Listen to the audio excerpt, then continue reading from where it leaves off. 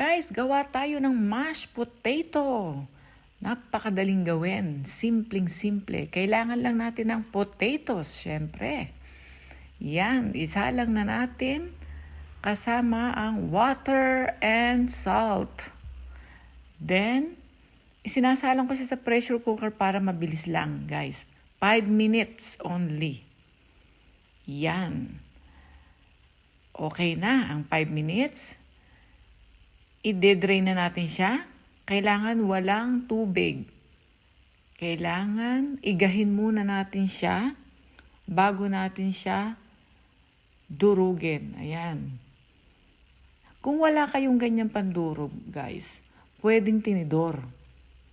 Tinidor lang dati ginagamit ko. Ayan. Hindi nga lang siya masyadong pinong-pino. Pero kung gusto niyo naman may tiyaga kayo, pwede naman durugin nyo ng pinong-pinong-pino. Ayan, isa lang na natin siya, guys.